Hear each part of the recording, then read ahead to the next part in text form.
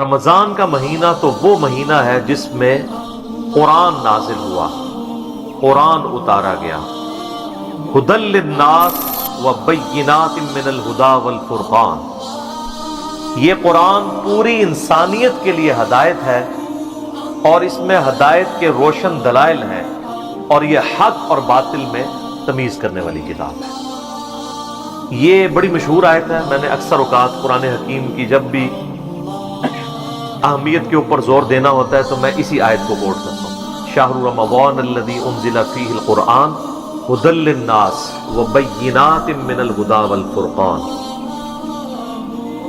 اس سے بہتر انداز میں کوئی تعریف قرآن کی ہو نہیں سکتی، اور اللہ تعالیٰ نے قرآن کی وجہ سے رمضان کو بھی اہمیت دے دی، کیونکہ اللہ تعالیٰ فرما رہا ہے کہ رمضان کا مہینہ تو وہ مہینہ ہے جس میں قرآن نازل ہوا ہے۔ یہ یوں نہیں آیا کہ قرآن وہ کتاب ہے جو کہ رمضان میں نازل ہوئی بھی ہے، پھر اس میں پرائرٹی کس کی ہو جاتی؟ رمضان کی۔ یہاں پہ کہا گیا شہر رمضان الذی، مہینہ رمضان کا تو وہ ہے انزل فیہ القرآن، جس میں قرآن اتارا گیا۔ اچھا، یہ تو پتہ چل گیا کہ یہ رمضان کا مہینہ ہے۔ اب اگلا سٹیپ کہ رمضان کے مہینے میں دن میں یہ نازل ہوا یا رات میں،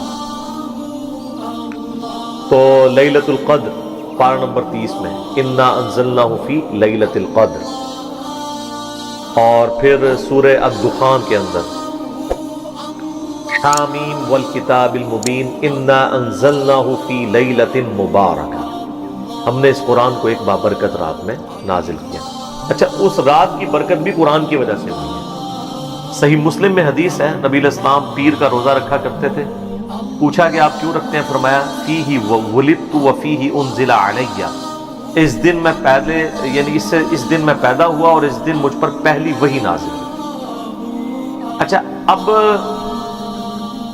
ہم عموماً جب اردو لنگوسٹک میں دن کی بات کر رہے ہوتے ہیں تو ہم فرق کرتے ہیں، دن ایک پورے 24 گھنٹے کے دن کو بھی دن کہا جاتا ہے، اور اگر آپ لیل اور نہار کا فرق کریں یعنی ڈے اور نائٹ کا، تو ان معنوں میں تو 12 گھنٹے کا دن اور 12 گھنٹے کی رات۔ نبی علیہ السلام جو یہ پیر کے دن کی بات کر رہے ہیں تو پیر کے دن سے مراد آپ پیر کا پورا دن لے رہے ہیں، اور پیر کا پورا دن ہوگا اتوار والے دن مغرب سے لے کر پیر کی مغرب تک۔ تو چونکہ یہ اتوار اور سوموار کی درمیانی رات یعنی پیر والی رات نازل ہوا، تو ظاہر ہے کہ پیر کی جب رات ہے تو اس سے آگے پیر کا دن ہی آتا ہے، تو نبی علیہ السلام اس مبارک دن میں روزہ رکھا کرتے تھے، اس اعتبار سے کہ قرآن نازل ہوا، اور اس اعتبار سے بھی کہ نبی علیہ السلام کی پیدائش کا دن بھی پیر کا دن ہے۔ تو یہاں پر اللہ تعالیٰ فرما رہا ہے کہ اس مہینے میں قرآن نازل ہوا ہے، یہ اس مہینے کی فضیلت ہے، اور قرآن جو ہے وہ پوری انسانیت کے لیے ہدایت ہے۔ یہ کسی ایک طبقے کے لیے نہیں ہے بلکہ پوری انسانیت۔ لہٰذا اب اس سے یہ بات پتہ چل گئی جو قرآن کے شروع میں ہے ھدی للمتقین، اس سے مراد صرف اہل ایمان نہیں ہے بلکہ ہر وہ شخص متقی ہے جو یہ تصور کر کے ڈر جائے کہ مجھے میری مرضی کے بغیر کسی نے پیدا کیا ہے، وہ میرے ساتھ کچھ بھی کر سکتا ہے، تو اس شخص کے لیے قرآن میں ہدایت ہے۔ جو اس فزیکل ورلڈ سے باہر بھی کوئی عقیدہ رکھتا ہے کہ یہ سب کچھ جو ہو رہا ہے کسی کے کرنے سے ہو رہا ہے، اور جس کا یہ عقیدہ نہیں ہے اس کے لیے قرآن میں کوئی ہدایت نہیں ہے۔ وبینات من الہدی، اور صرف ہدایت نہیں ہے، ہدایت کے روشن دلائل، یعنی اتنے روشن ہیں کہ ایک ان پڑھ کو، جاہل کو، اجڑ کو بھی سمجھ آ جائے، ایک پڑھے لکھے کو بھی۔ آپ دیکھ لیں صحابہ کرام میں تو گنتی کے لوگ تھے جو لکھنا پڑھنا جانتے تھے، چونکہ یہ ان کی زبان میں نازل ہوئی تھی کتاب، اس لیے جب وہ نبی علیہ السلام سے زبانی سنتے تھے نا تو اٹریکٹ ہوتے تھے اس کتاب کی، حالانکہ وہ کہیں سے پڑھ نہیں رہے ہوتے تھے، خود لکھنا پڑھنا تو وہ لوگ جانتے ہی نہیں تھے، ان کی اپنی زبان تھی، ٹرانسلیشن کرنے کی ضرورت نہیں تھی۔ تو یہ اتنے روشن دلائل ہیں کہ اللہ تعالیٰ نے اس قوم کو اٹھایا اور پھر دنیا کی امامت کے اوپر فائز کر دیا، اس کتاب کے ذریعے سب کچھ تل پڑ گیا۔ بل فرقان، اور یہ حق اور باطل میں تمیز کرنے والی کتاب۔ نبی الاسلام کے لیے بھی یہ لفظ استعمال ہوا ہے صحیح بخاری کے اندر، محمد فرق بین الناس، دو فرشتے آپس میں گفتگو کرتے ہوئے نبی الاسلام یعنی وہ اس کو روایت کر رہے ہیں، ایک فرشتہ دوسرے سے کہتا ہے کہ یہ محمد وہ ہے جو حق اور باطل میں تمیز کرنے والی شخصیت۔ تو قرآن بھی الفرقان ہے اور سراپا قرآن مجسم، یعنی قرآن اگر جسم کی حالت میں آتا تو نبی الاسلام کی مبارک ذات، جو صحیح مسلم میں حدیث ہے، سیدہ عائشہ سے پوچھا گیا کہ نبی الاسلام کے اخلاق کیسے تھے؟ اخلاق سے مراد آپ کے شمائل، آپ کی کردار، آپ کی صفات، آپ کا اوڑھنا بچھونا، آپ کس طرح کے انسان تھے؟ تو انہوں نے کہا قرآن نہیں پڑھتے ہو؟ قرآن ہی نبی الاسلام کا اخلاق تھا، یعنی قرآن کو جو مطلوب انسان ہے نا، اگر پرفیکٹ فارم میں کوئی موجود ہے روئے ارض کے اوپر تو محمد رسول اللہ صلی اللہ علیہ وآلہ وسلم کی مبارک ذات ہے۔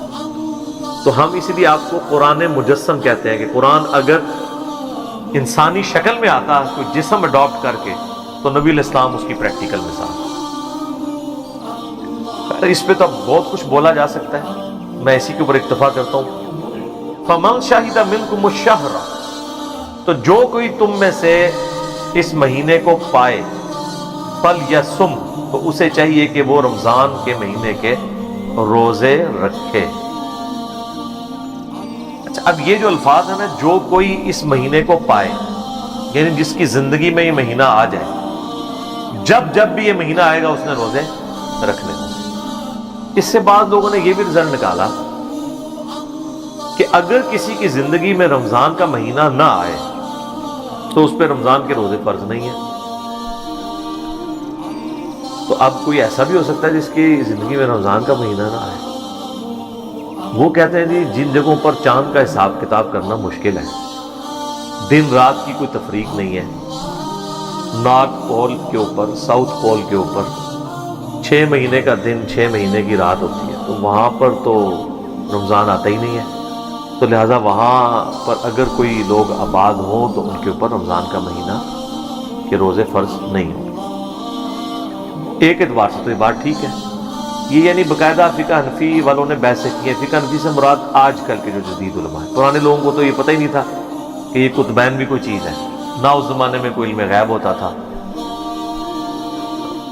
تو یہ تو ساری کہانی ہے نا کہ ان کو پتہ ہوتا۔ لہٰذا امام حنیفہ کی تو فقہ میں آپ کو کہیں نہیں ملے گا، یعنی آج کے جو فقہا ہیں فقہ حنفی کے یا باقی فقہا اس کے اوپر بحث کرتے ہیں، جبکہ یہ ان کا اجتہاد درست نہیں ہے میری نظر میں۔ اس کی وجہ یہ ہے، اگر یہی بات مان لی جائے گی تو پھر تو 5 نمازیں بھی ختم ہو جائیں گی۔ 6 مہینے کا دن اور 6 مہینے کی رات کا مطلب ہے کہ 6 مہینے میں صرف 3 نمازیں پڑھی جائیں جو آ جائیں آپ کی، اور رات کی جو 1 نماز آ جائے وہ آپ نے پڑھنی، پورے سال میں 3-4 نمازیں ہی آئیں گی۔ اس اعتبار سے اگر اجتہاد کیا جائے تو صحیح مسلم کی جو حدیث ہے نا، نبی علیہ السلام نے فرمایا جب دجال دنیا میں آئے گا تو پہلا دن جو ہے وہ 1 سال کا ہوگا، اور دوسرا دن جو ہے وہ 1 مہینے کا ہوگا، تیسرا دن جو ہے وہ 1 ہفتے کا ہوگا، اور پھر باقی سارے دن نارمل ہوگا۔ تو صحابہ کرام نے پوچھا یا رسول اللہ اگر ہم وہ زمانہ پائیں تو پھر ہم اپنے نمازوں کا کیا کریں گے؟ اگر سال کا 1 دن ہے تو دن میں تو 5 نمازیں ہوتی ہیں 24 گھنٹے کے اندر۔ تو آپ علیہ السلام نے فرمایا کہ تم اپنے اندازے کو مقرر کر لینا اسی اعتبار سے، یعنی وہ ڈیوریشن تو سال ہوگی اس دن کی، لیکن تم نے اپنا اندازہ ایسے مقرر کرنا ہے کہ اپنی گھڑی کے اعتبار سے اسے ڈیوائیڈ کر۔ اب یہ دیکھ لیں گے فتنہ آ بھی اس وقت رہا ہے کہ جب لوگوں کے پاس واقعی اندازہ مقرر کرنا آسان ہے۔ صحابہ کرام کے لیے تو اندازہ مقرر کرنا تو سن لائٹ کی وجہ سے وہ ایک ورٹیکل چیز کو گاڑ کے دھوپ گھڑی بنایا کرتے تھے، اس زمانے میں تو یہ والی گھڑیاں ہیں نہیں تھیں، لیکن یہ گھڑیاں آپ دیکھیں کتنی پرفیکٹ ہیں کہ یہ گھڑی دھوکہ نہیں کھاتی۔ دن کے 12 بجے بھی اگر بالکل دھوپ اندھیرا چھا جائے کوئی بیوقوف آدمی بھی روزہ افطار نہیں کرے گا۔ لیکن صحیح بخاری میں آتا ہے نبی علیہ السلام کے زمانے میں بادل چھا گئے تو صحابہ کرام کہتے ہیں ہم نے سمجھا کہ سورج غروب ہو گیا، ہم نے روزہ افطار کر لیا، بعد میں سورج نکل آیا تو پھر اس روزے کی قضا دینی پڑی۔ اس سے بھی پتہ چلا صحیح بخاری کی حدیث سے کہ صحابہ کرام کے زمانے میں نبی علیہ السلام اس وقت زندہ تھے، نبی علیہ السلام کے زمانے میں صحابہ کرام کے زمانے میں علم غیب نہیں ہوا کرتا، ورنہ اس طرح روزہ کھول لیتے۔ یہ تو کہتے ہیں نا وہ جی صحابی کے قدموں کی خار جو ہے نا وہ کسی گھوڑے کے نتنے میں بیٹھے نا تو ایک ولی اس کو نہیں پہنچ سکتا، تو تھوڑے ولی تھے پتہ نہیں کہ کچھ دستے نے سب کہانیاں نے.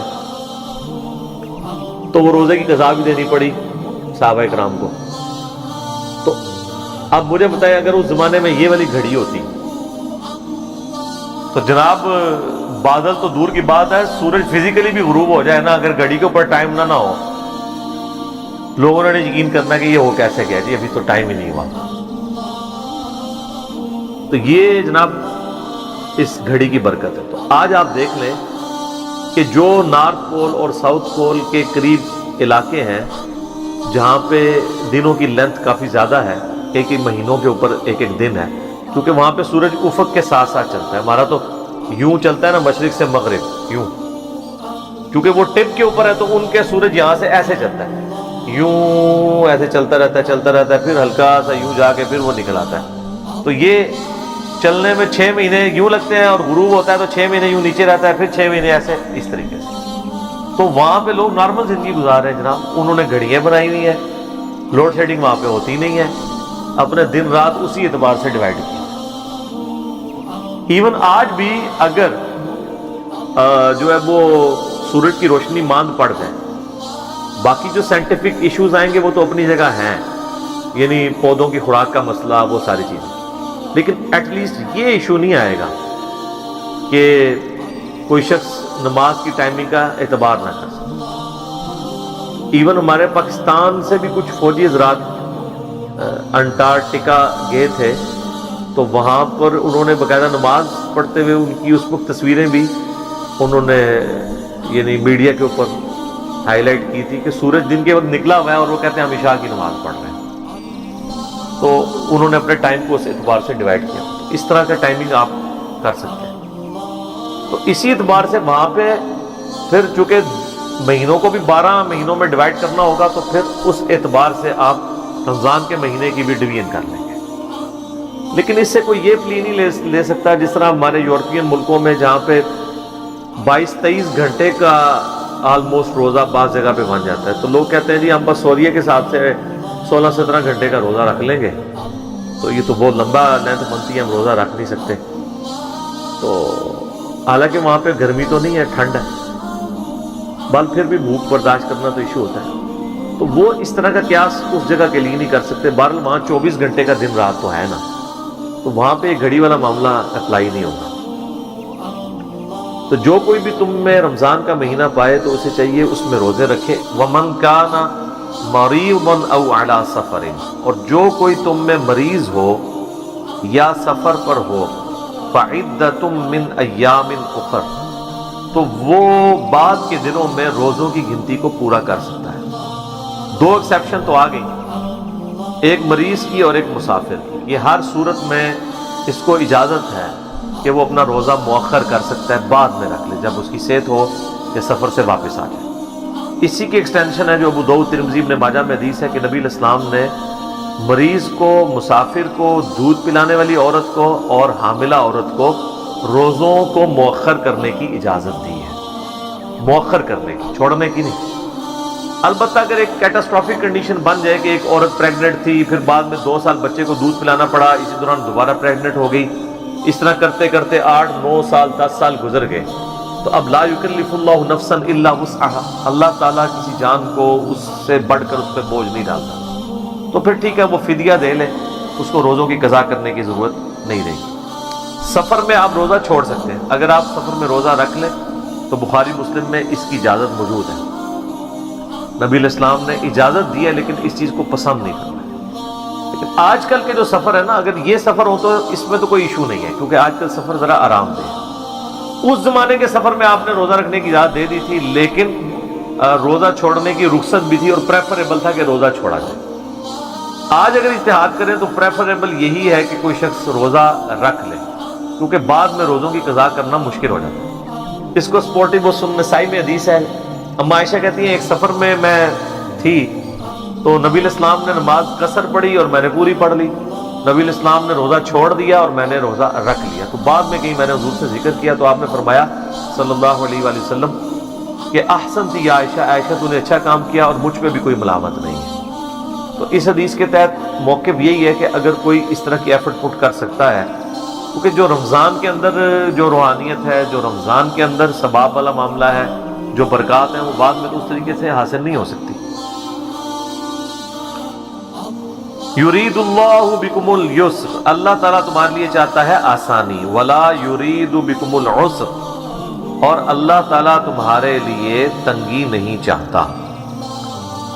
یعنی یہ آسانی ہے کہ سفر میں اور مریض آدمی چھوڑ دے۔ بعض لوگ اتنے سخت مریض ہوتے ہیں، اس کے باوجود کہتے ہیں جی میں نے روزہ نہیں چھوڑنا، اور وہ اس کو کوئی نیکی سمجھ کے بیان کر رہے ہوتے ہیں۔ بخار ہے، اب جیسے شوگر کے مریض ہیں، پرماننٹلی ان کے ساتھ ایک چیز اٹیچ ہے، ان کے لیے روزہ رکھنا مشکل ہو جاتا ہے۔ اچھا، اس میں ایک ایکسیپشن ہے، بعض اوقات شوگر کے مریضوں کے ساتھ ایسا ہوتا ہے کہ کس دن ان کو تو پیاس تنگ نہیں کرتی، کسی دن تنگ کرتی، تو اس کے لیے پھر اجتہاد یہی ہوگا کہ وہ روزہ رکھ لیں، جس دن ان کا روزہ نبھ جائے نبھا لیں، اور جس دن ان کو توڑنا پڑ جائے تو وہ توڑ لیں۔ کیونکہ بخاری مسلم حدیث ہے، صحابہ کرام کہتے ہیں جب ہم لوگ فتح مکہ کے لیے روانہ ہوئے تو رمضان کا مہینہ تھا،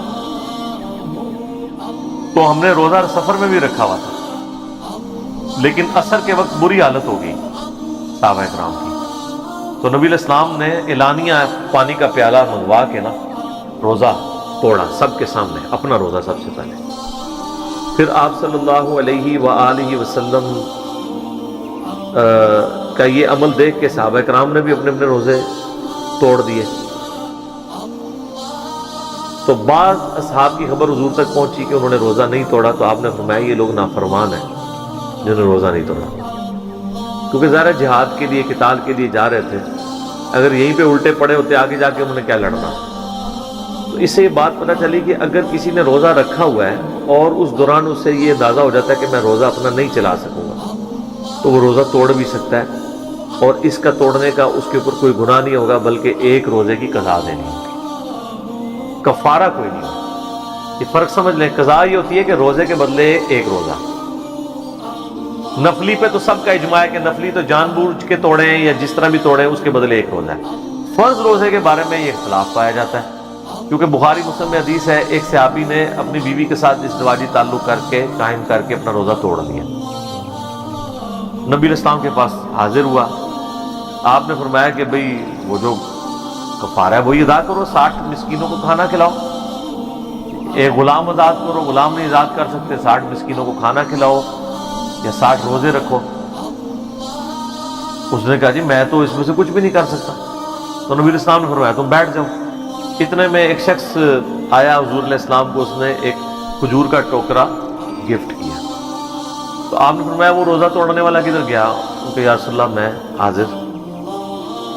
کہا کہ وہ تو غلام بھی نہیں آزاد کر سکتا اور 60 روزے بھی نہیں رکھ سکتا، 60 مسکینوں کو بھی نہیں کھلا سکتا، تو یہ ٹوکرا لے جا کے مدینے کے غریبوں میں بانٹ دے، تیرا کفارہ ادا ہو جائے گا۔ اچھا، یہ خصوصیت صرف نبی علیہ السلام نے اس شخص کے لیے دی، یہ حکم عام نہیں ہوتا اس طرح کی کوئی چیز، اس کو کوئی بندہ ایز اے رول پیش کرتا ہے۔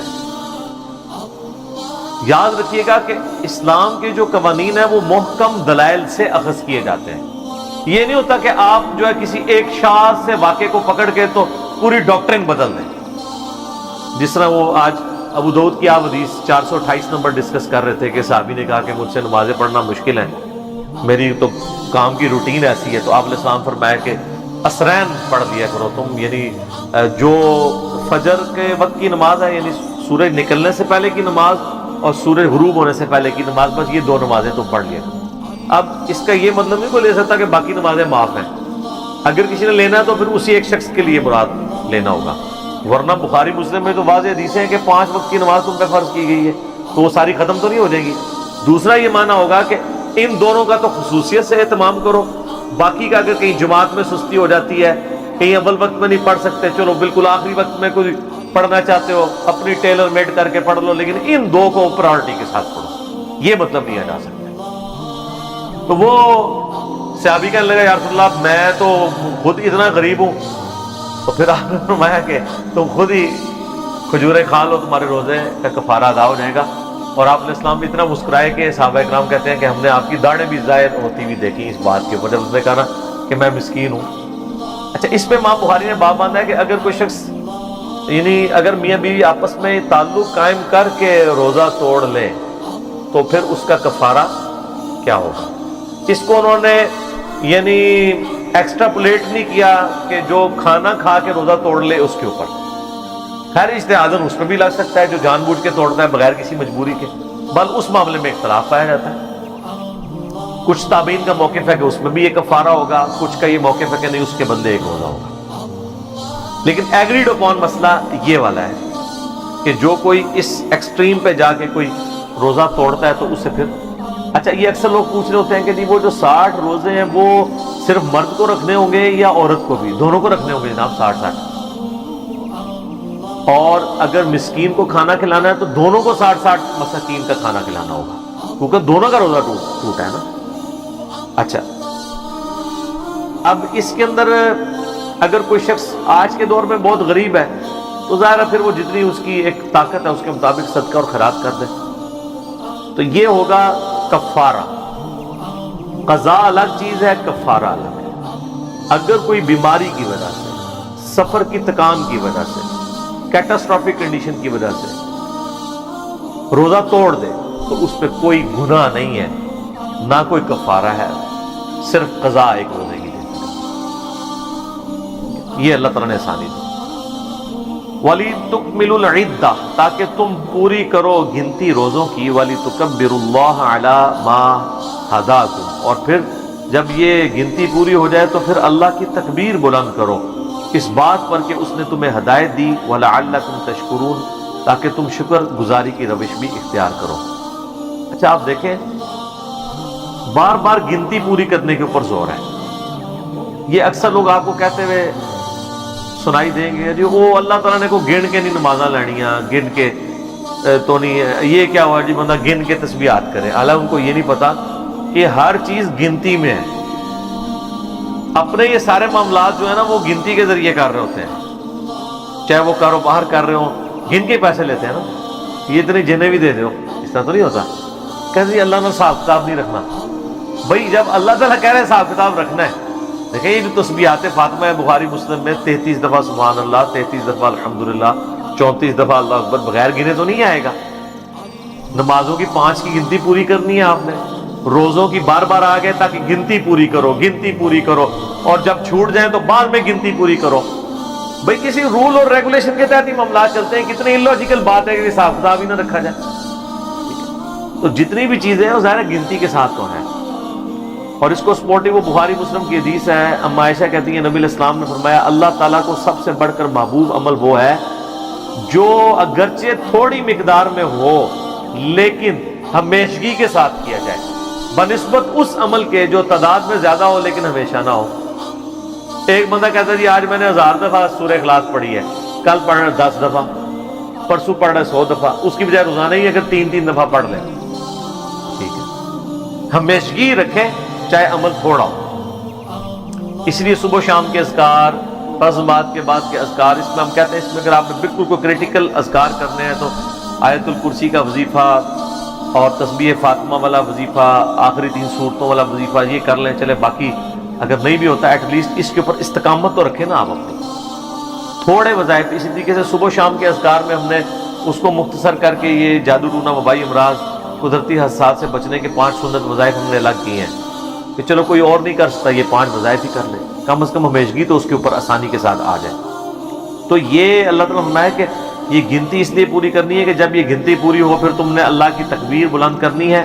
وَلَعَلَّكُمْ تَشْكُرُونَ اور پھر تم نے اللہ کا شکر بھی ادا کرنا. اور آپ دیکھ لیں جیسے یہ رمضان کی گنتی پوری ہوتی ہے نا تو عید والے دن ہم یہ دونوں کام کرتے ہیں. اللہ اکبر اللہ اکبر، لا الہ الا اللہ واللہ اکبر، اللہ اکبر وللہ الحمد. اللہ کی تکبیر بھی اور حمد بھی. اللہ اکبر کبیرا والحمد للہ کثیرا وسبحان اللہ بکرۃ واصیلا. یہ ساری وہ چیزیں تسبیحات جو المصنف ابن ابی شیبہ میں سنن کبریٰ البیہقی کے اندر صحابہ کرام سے رپورٹ ہوئی ہیں کہ آپ نے ان الفاظ کے ساتھ اللہ تعالیٰ کی تکبیر بلند کرنی ہے اور اس پہ شکر. اب پھر جناب فقہی احکام مسائل شروع ہو گئے ہیں روزوں کے. یعنی یہ روحانی ایپیکس تھا یہ والی آیت رمضان کا روحانی مقصد، یعنی ایک اعمال کا ظاہر ہے اور ایک اس کی ہے روحانی چیز۔ احل لکم لیلۃ الصیام الرفث الی نسائکم، حلال کر دیا اللہ نے رمضان کی راتوں میں تمہارا اپنی بیویوں کے ساتھ تعلق قائم کرنا۔ ہن لباس لکم، وہ تمہارا لباس ہے، وانتم لباس لہن، اور تم ان کا لباس۔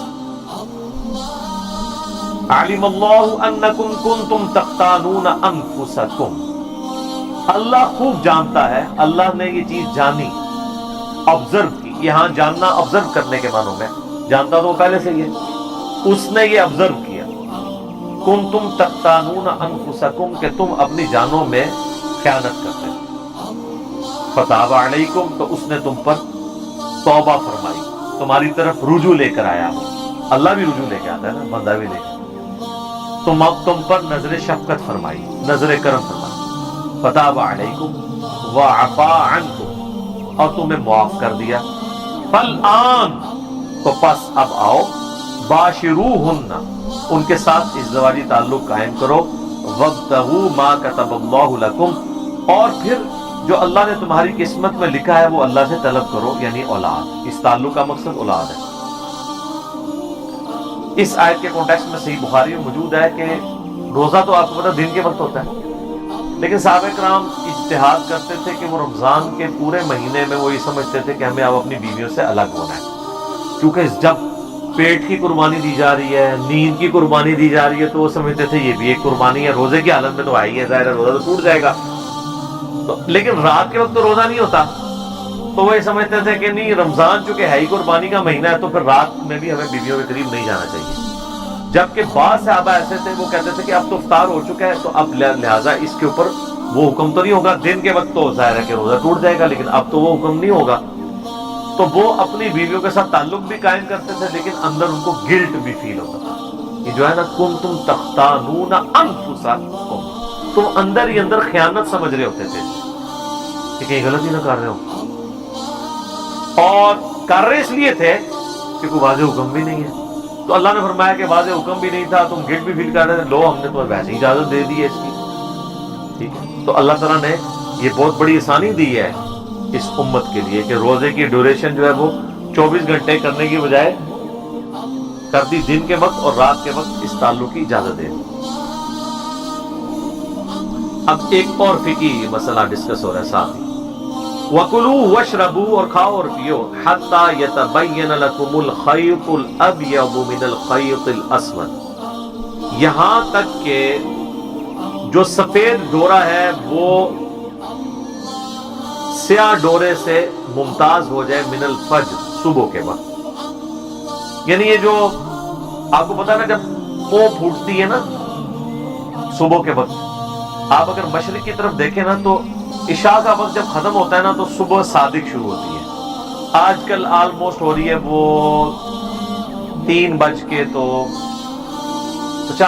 پہ آلموسٹ، تو 3:50 پہ جو ہے وہ فجر کا وقت داخل ہوتا ہے، تو اگر آپ اونچی جگہ پہ کھڑے ہو نا تو آپ کو فجر میں ہلکی سی ایک ٹیوب لائٹ نظر آنا شروع ہوگی، سفیدی جو افق کے اوپر پھیلی ہوگی، اور وہ ایسی ہوگی کہ آپ کو یعنی رات کا جو سیاہ ڈورا ہے اور جو صبح کا وائٹ ڈورا ہے وہ دونوں علیحدہ سے 2 لائنیں نظر آ رہی ہوں، اس ڈورے سے مراد یہ ہے، لیکن اب چونکہ یہ ظاہری الفاظ ہیں، تو سیدنا عدی ابن حاتم کے بارے میں بخاری مسلم دونوں میں آتا ہے، انہوں نے اپنے سرانے ایک کالا اور سفید دھاگا رکھا ہوا تھا، تو وہ دیکھتے رہتے تھے کہ جب سفید اور کالے کا دونوں کا رنگ علیحدہ علیحدہ نظر آنا شروع ہو گیا نا، بغیر کوئی چیز لائٹ یا کوئی دیا جلائے بغیر، یعنی دن کی روشنی اتنی ہو گئی، تو اس وقت تک وہ کھاتے رہتے تھے۔ نبی علیہ السلام تک بات پہنچی تو آپ نے فرمایا تیرا تکیہ بہت بڑا ہے جس کے نیچے آسمان کے سیاہ اور سفید ڈورے آ جاتے ہیں، اس سے مراد تو وہ آسمان کے سفید اور سیاہ ڈورے۔ اب خیر یہ آج کل تو بہت آسان ہے، اب تو وہ 18 ڈگری کا اینگل ہے ایکٹیو لائٹ کا، وہ کیلکولیٹ آپ کر لیں، اور آپ مزے کی بات دیکھیں صبح صادق سے لے کر سورج نکلنے تک جتنا ٹائم ہوتا ہے نا اس ٹیوب لائٹ کا آہستہ آہستہ روشنی بننے میں، اتنا ہی غروب سے لے کے عشاء تک ہوتا ہے۔ रिवर्स होता है। इसीलिए जो फजर का टाइम है ना, उतना ही टाइम उस दिन मगरिब का भी होता है। यानी फजर अगर सपोज 3:54 पे फजर का वक्त दाखिल हो रहा है और ऑलमोस्ट जाके तकरीबन कोई 5:15 के करीब तुलुए आफ्ताब हो रहा है, 1 घंटा 20 मिनट या 25 मिनट, तो मगरिब से इशा के दरमियान जो वक्त है ना, वो भी उस दिन उतना ही होता है, क्योंकि वो ट्यूबलाइट रिवर्स हो जाता है शाम के वक्त। तो ये कहा गया कि जब तक वो मुमताज ना हो जाए उस वक्त तक तुम इसको साहरी करते रहो। ये तो हो गया साहरी का वक्त। सुम्मा अतिम्मुस सियामा इलल लैल, उसके बाद अपने रोजे को मुकम्मल करो रात होने तक। अब ये जो लफ्ज है ना रात, इसकी वजह से अहले तशय्युअ का ये मौक़िफ़ है कि कुरान तो बिल्कुल वाज़ेह कह रहा है कि रोजा शाम तक नहीं है बल्कि रात तक है, इसलिए वो रात होने को इंश्योर करते हैं। इंश्योर इतना ही करते हैं कि हमारे 5-7 मिनट बाद खोल लेते हैं, ये नहीं है कि कुछ 40 मिनट बाद खोलते हैं। तो अगर वो रात का माना वही लेना चाहते हैं तो रात तो उनके रोजे की इफ्तारी के वक्त भी कोई नहीं हुई होती, अगर रात की स्याही मुराद ली जाए, क्योंकि आपको पता है कि मगरिब की ज़ानों से 30-40 मिनट तक ऑलमोस्ट रोशनी मौजूद होती है सूरज के शफक के गायब होने के बाद से। इसमें मेरा यूट्यूब पे एक क्लिप है, सुन्नी शिया के इफ्तार के टाइम के ऊपर इख्तलाफ, मैंने उस पर सारी हदीस बयान की, ऑलमोस्ट आधे घंटे की वो वीडियो है, वो आप देख लें। बहरहाल शिया उलमा से भी जब डिस्कशन हुई है, वो कहते हैं नहीं, अब चूंकि अब टाइम टेबल बन चुके हैं, अगर टाइम में सूरज का गुरूब होना कंफर्म हो गया है ना, तो रात शुरू होगी, क्योंकि अब रात की डेफिनेशन के लिए आपको कुरान और हदीस की जरूरत नहीं है, क्योंकि ये लिटरेचर का मसला है। ये डिक्शनरी आपको बताएगी कि रात किस वक्त शुरू होती है। कुरान हदीस जब कह रहा है ना रात, तो कुरान ये तो नहीं बता रहा कि इतने सितारे गिने जा सके और इतने ना गिने जा सके। रात मतलब जो उर्फ़ में रात मानी जाती है, तो डिक्शनरी कहती है कि गुरूब आफ्ताब रात है। शाम जो है असर और मगरिब के दरमियान का वक्त है, आखिरी 20-25 मिनट। हम वैसे मगरिब को शाम की नमाज कहते हैं, हालांकि मगरिब रात की नमाज, शाम की नमाज नहीं है, क्योंकि गुरूब हो चुका होता है। इसी तो आप देखें ना, तरावी हम एक दिन पहले पढ़ते हैं, और जैसे ही मगरिब के बाद चांद नजर आता है शवाल का, तो इत्काफ वाले उठ जाते हैं मस्जिद से, क्योंकि वो कहते हैं अब अगला दिन, ये तो नहीं कि रात होने का इंतजार करते हैं। तो रात से मुराद है गुरूब आफ्ताब। अगले जमानों में ज़ाहिर है गुरूब आफ्ताब को इंश्योर करना जरूरी था, यानी आप ऐसी जगह पर रह रहे हैं कि बज़ाहिर किसी पहाड़ के पीछे सूरज छुप रहा है, लेकिन वो सूरज अभी मुकम्मल गुरूब नहीं हुआ, तो फिर आप इफ्तार तो नहीं कर सकते। और ये भी याद रखिएगा, आप जिस जगह पे है ना, अगर आपके सामने सूरज आपको नजर आ रहा है, तो वो आप घड़ी दे के रोजा इफ्तार नहीं कर सकते जब तक वो गुरूब ना हो जाए। अगर वहां पे वो गुरूब होता है तो, मैं कुतुबैन की बात नहीं कर रहा इधर, मसलन आपको पता है ये जो बुर्ज अल अरब है, ये ऑलमोस्ट 1 किलोमीटर ऊंचा है। तो उन्होंने जो बिल्कुल टॉप वाली है ना, उनकी घड़ियों की टाइमिंग डिफरेंट दी हुई है इफ्तारी की, उसके अंदर 3-4 मिनट का फर्क है, क्योंकि जब आप जमीन की सरफेस से 1 किलोमीटर ऊपर चले जाएं, तो जमीन में तो सूरज गुरूब हो चुका है, उधर नहीं हुआ। तो उन्होंने बकायदा टाइमिंग दी हुई होती है, इतनी मंजिल वालों का इफ्तार इस वक्त होगा, इतनी वालों का इस वक्त होगा, क्योंकि उनको तो सूरज सामने नजर आ रहा है। नीचे वालों ने देख लिया ग्रुप हो गया और बाकी ग्रुप हो गया, लेकिन जब आप हाइट पे होते हैं ना, तो जमीन की कर्वेचर को भी आप देख रहे होते हैं। मतलब यहां से मुझे अगर सामने एक चीज पड़ी हुई नजर नहीं आ रही है, लेकिन मैं अगर यूं करके देखूं तो मुझे नजर आ रही है, तो अब मेरे लिए तो सूरज गुरूब नहीं हुआ।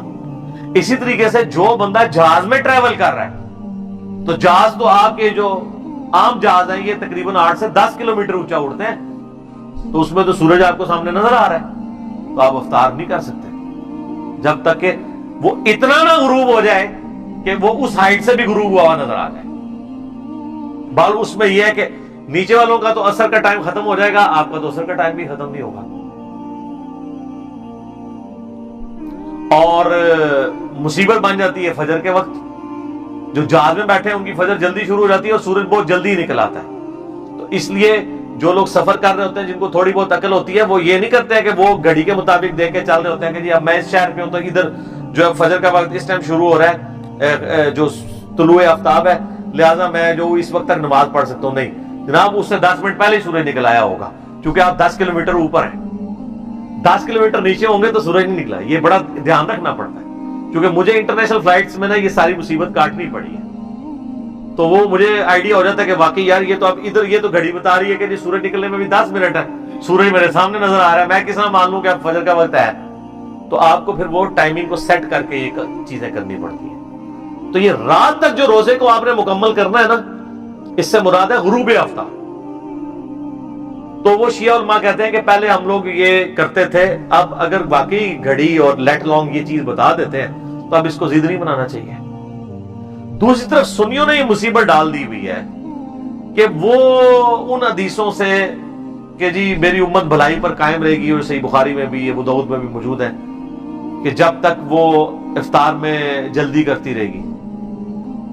افطار میں جلدی کرنے کا قطعاً یہ مطلب نہیں ہے کہ آپ وقت سے پہلے افطار کر لیں. تو وہ جلدی کے چکر میں آپ دیکھتے ہیں کہ وہ ٹائم ٹیبل بھی پتہ نہیں ایسے بنائے ہوئے ہیں، جو ہماری ڈیجیٹل الیکٹرانک جو ٹائم ٹیبلز ہیں ان کو سپورٹ بھی نہیں کرتے، پرانے زمانے کے وہ بنے ہوئے ہیں. اور وہ کہتے ہیں نہیں جی وہ، پھر جب ہم انہیں کہتے ہیں بھئی صحیح ابن خزیمہ کے اندر یہ حدیث موجود ہے، باقی کتابوں کے اندر، کہ نبی علیہ السلام کو عذاب دکھایا گیا ان لوگوں کا جو وقت سے پہلے روزہ افطار کر لیتے ہیں. وہ کہتے ہیں جی وہ تو یہودیوں کے بارے میں، یعنی جس طرح بریلویوں کہتے ہیں نا کہ یہ قرآن میں جو ہے وہ غیر اللہ کو پکارنے کے بارے میں چیزیں وہ کہتے ہیں تو بتوں کے بارے میں. تو آپ ہمیں کیوں بتا رہے ہیں؟ پھر ہم انہیں کیا بتاتے ہیں اس پہ کہ یار جسے فٹ اسے گفٹ. سنن ابن ماجہ میں حدیث ہے کہ اونچی آمین سن کے یہودی چڑھتے ہیں، تو اہل حدیث تو یہ انفیوں کے اوپر لگاتے ہیں حدیث، وہ چیختے رہتے ہیں کہ یہ تو یہودیوں کے بارے. وہ کہتے ہیں نہیں، بات یہ کہ یہودی چڑھے یا مسلمان چڑھے، چونکہ جرم وہ ایک کر رہا ہے تو سزا ایک ہے. تو سر اگر اہل حدیث 5 منٹ پہلے روزہ کھولتے ہیں تو اب انہوں نے بریلویوں والے آرگومنٹ کرنے شروع کر دیے کہ جی چونکہ وہ یہودیوں کے بارے میں ہے تو آپ یہودیوں والے کام شروع کر دیں گے. اچھا آپ مجھے یہ بتائیے کہ داڑھی منڈانا ہے کے بارے میں جو ہے کہ یہود و نصارہ کی مخالفت کرو، کہ داڑھیاں مڑاتے ہیں، تم نہ داڑھیاں یعنی مڑاؤ، داڑھیاں بڑھاؤ. اب اگر کوئی مسلمان داڑھی مڑاتا ہے تو ہم اسے تو کہیں گے نا یہ یہود و نصارہ والا عمل ہے. وہ یہ تو نہیں آگے سے کہہ سکتا یہ تو یہود و نصارہ کے بارے میں، میرے بارے میں تو ہے ہی نہیں ہے. ہم اسے کیا کہیں گے؟ یہ عمل ان کے والا ہے. تو یہاں پر بھی روزہ جلدی نہیں افطار ہونا چاہیے. ہمارے جرم شہر کے آپ نقشہ اٹھا کے دیکھ لیں، آپ ڈیجیٹل واچ لا کے رکھی ہے، وہ ڈیجیٹل واچ بتا رہی ہے ان کے 5-6 منٹ کی افطاری پہلے ہو رہی ہے. دارالاسلام پبلیکیشن دنیا میں اہل حدیث کا سب سے بڑا ادارہ ہے، ان کے آپ ٹائمنگز دیکھیں، نماز کی، غروب آفتاب کی دیکھیں، ان کی ٹائمنگ سے بھی فرق ہے. تو بہتر یہ ہے کہ آپ گھڑیوں کو اور مسلم پرو کو، اسلام 360 سلاٹ ٹائم، یا سب سے بہتر ہے گوگل میں لکھیں. بعض کا دن کے آپس میں بھی 1-1, 2-2, 3-3 منٹ کے فرق آ جاتے ہیں، وہ اتنے بڑے فرق نہیں ہوتے ہیں. اس میں آپ پھر احتیاط کریں کہ سحری میں آپ اس کو فالو کریں جو سب سے پہلے ختم سحری بتا رہا ہے، اور افطار میں آپ اس کو فالو کریں جو سب سے آخر میں افطار کا ٹائم بتا رہا ہے. میں تو الحمدللہ افطاری میں بھی آلموسٹ 5 منٹ کی احتیاط کرتا ہوں، اور سحری میں. تو یہ جو ہے نا کہ افطار میں جلدی کرنا، مراد یہ ہے کہ کوئی اتنا روزہ لیٹ نہ کر دے کہ وہ 20, 25, 30 منٹ گزر جائے، وہ ناپسندیدہ ہے. تو اتنا تو کوئی بھی نہیں کر رہا ہوتا. تو یہ شیعہ کے اوپر لگا رہے ہوتے ہیں، یہ لیٹ کر رہے ہوتے ہیں. شیعہ کدھر؟ ہمارے ٹائمنگ میں آلموسٹ، بلکہ جب سے ہم نے لوگوں کو ایجوکیٹ کیا تو آلموسٹ شیعہ کا سنی کا ٹائم ایک جیسے ہی ہے. سنی کو 2-3 منٹ آگے چلے جائیں تو شیعہ 2-3 منٹ پیچھے آ جائیں، درمیان میں کنسیسز کر لیں تو آلموسٹ ٹائم وہی ہے. یہ میری شیعہ علماء سے باقاعدہ بات ہوئی ہے، میں نے اس ویڈیو میں بھی ریکارڈ کروایا. وَلَا تُبَاشِرُوهُنَّ وَأَنْتُمْ عَاكِفُونَ فِي الْمَسَاجِدِ، اور دیکھو اپنی عورتوں کے ساتھ ازدواجی تعلق نہ قائم کرنا جب تم مسجد میں اعتکاف کر رہے ہو. یعنی اب یہ نہیں تم پلی لے سکتے کہ چونکہ رمضان کی راتوں میں یہ تعلق قائم کرنا جائز ہے تو مسجد میں بھی جائز ہوگا، کیونکہ اس زمانے میں ظاہر ہے کہ مسجدوں میں ہی عورتوں کے خیمے بھی لگتے تھے.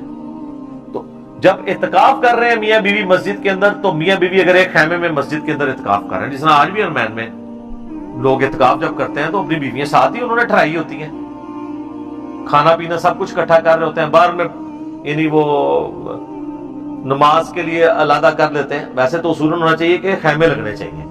جب اگر ایک فیملی کا خیمہ لگے گا, خیمہ ہی سنت ہے نا, بخاری مسلم میں آتا ہے امہات المومنین کے خیمے باقاعدہ لگتے تھے مسجد نبوی کے اندر اعتکاف کے لیے. اب اگر ایک بندہ اپنی فیملی کے ساتھ کسی مسجد میں اعتکاف کر رہا ہے تو وہ ایک خیمہ لگائے گا جس میں اپنی پوری فیملی لے کے بیٹھے گا. لیکن اب پاکستان میں یا مسلمان ممالک میں یہ ممکن نہیں رہا, ویڈیو کیمرے کے فتنے کی وجہ سے, سیکیورٹی ایشوز کی وجہ سے, ورنہ سنت طریقہ تو یہی ہے. تو وہاں پہ کوئی میاں بیوی مسجد میں اپنا یہ تعلق قائم نہیں کر سکتے ورنہ اعتکاف ٹوٹ جائے گا. یہ نہیں کہہ سکتے کہ دن کے وقت تو روزے کے رات کو تو اجازت دی ہے, تو اللہ نے جو پیچھے اجازت دی ہوئی تھی نا کہ رات کے وقت اپنی بیویوں کے ساتھ تعلق قائم کر سکتے ہو, اس اجازت کو اس شرط کے ساتھ رکھا ہے کہ مسجد میں اعتکاف کرنے والے کو اجازت نہیں ہے. یہ بھی ہو سکتا ہے, آپ کو میں نے بتایا نا بخاری مسلم میں حدیث ہے, نبی علیہ السلام تو اپنی بیوی صفیہ کو گھر تک چھوڑنے آئے تھے. آپ کوئی زیادہ سیاںا بنے ہو کہ جی رات کے وقت تو آپ گھر بھی آ سکتے ہیں, کھانا کھانے کے لیے بھی آ سکتے ہیں, بیوی کو چھوڑنے بھی آ سکتے ہیں, تو باقی کوئی جو ہے وہ کوئی اور حقوق پورے کرنے کے لیے بھی پہنچ جائے. اگر آپ مسجد میں اعتکاف کر رہے ہیں تو اس کام کے لیے آپ اپنے گھر نہیں آ سکتے. ٹھیک ہے جی, نہ مسجد میں یہ کام کر سکتے ہیں. تلک حدود اللہ, یہ اللہ کی حدیں ہیں. ولا تقربوها, اور دیکھنا اس کے قریب بھی مت پھٹکنا. لوگ تو کہتے ہیں یار وہ اللہ تعالیٰ اتنی باریکیاں نہیں دیکھتا ہے, تو اللہ تو کہہ رہا ہے قریب بھی نہیں آنا اس کے. اللہ باریک بین ہے, یہ ذہن میں رکھیے. کذالک یبین اللہ آیاتہ للناس, بالکل اس طریقے سے اللہ تعالیٰ اپنی آیات کھول کھول کر بیان کرتا ہے لوگوں کے لیے. لعلہم یتقون, تاکہ لوگ تقوی کی روش اختیار کریں. دیکھیں کتنی کھول کھول کے بیان کیے ہیں, جتنے فقہی احکام و مسائل ہیں. کوئی اس سے یہ نہیں اللہ تعالیٰ ہمارا کسی کو یہ شائبہ نہ ہے کہ کوئی عجیب و غریب یا کوئی حیا سوز قسم کی باتیں ہو رہی ہیں. یہ اللہ کی حدیں ہیں, اللہ تعالیٰ ان کو بیان کر رہا ہے. لیکن یہ بات یاد رکھیے, اللہ تعالیٰ جب بھی سیکس کو ڈسکس کرتا ہے تو کتنے کنٹرول الفاظ میں کر رہا ہے. لمٹ کہیں بھی کراس نہیں ہوتی ہے. یعنی جس طرح یہ مطلب ایک جس کو کہتا ہے کھل ڈل کے بات کرنا, اس لیول پہ نہیں جاتی, لیکن میسج